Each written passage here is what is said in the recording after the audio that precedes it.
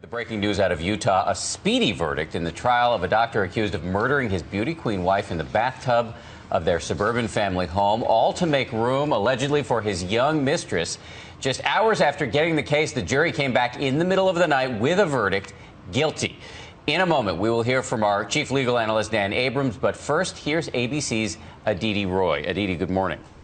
Good morning, Dan. It was a late night for jurors. The verdict was read in the middle of the night. The jury found Martin MacNeill guilty of murder and obstruction of justice after deliberating for 11 hours. We, the jury, having reviewed the evidence and the testimony in the case, find the defendant as to count 1, murder, guilty. The shrieks of joy came the instant the guilty verdict was read. Martin MacNeill's daughters sobbing while their father remained expressionless. Afterwards, family members spoke about their years-long crusade to prove Martin MacNeill killed his wife. We're just so happy he can't hurt anyone else. For 6 years, we've put everything we have into it, and we can finally take a deep breath and put it behind us. The 5-man, 3-woman jury found MacNeill guilty of murder and obstruction of justice after 11 hours of deliberation.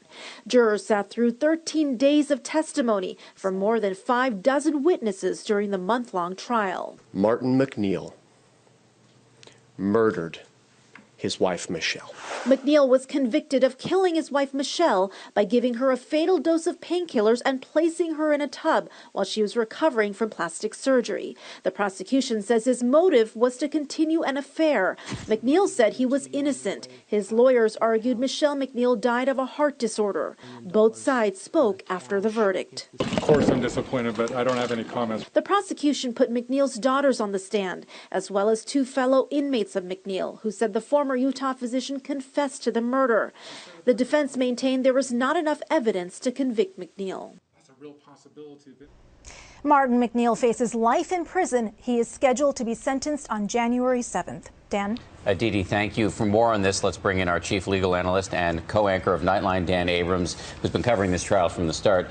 Dan, thanks for being here. We know 11 hours. A lot of people will think that it must have been an open and shut case, but in your view, it's actually not that simple. Right. First of all, 11 hours, not that quick for this kind of case. 8-person jury, so a little easier to get unanimity among them rather than a 12-person jury. The key question in this case was, are the jurors going to be convinced beyond a reasonable doubt that she died at his hands? That was it. Meaning the medical examiner said, we can't determine whether this was a murder for sure. Initially, they said it was natural causes. So that was always the problem for prosecutors in this case.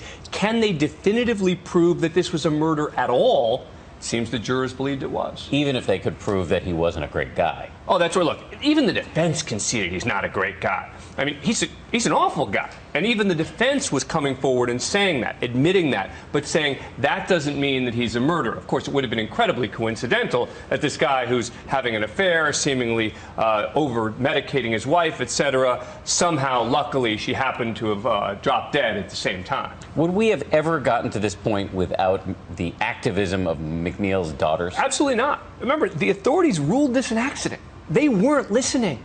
The daughters were coming forward again and again saying, please investigate this more. We are convinced it was our father. No, no, no, no, no. Finally, they got someone to listen.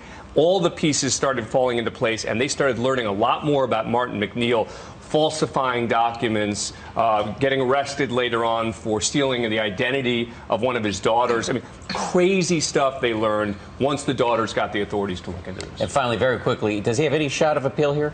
Long shot. I mean, yes, he'll appeal. Not a good shot. He's probably going to get a very stiff sentence here. This was his best hope, was here during the trial, not at the appellate level. Quite a story, and Dan Abrams, always amazing to have your analysis. Thank you very much. Here, yeah, over to you. Some closure for those daughters. Thanks, Dan.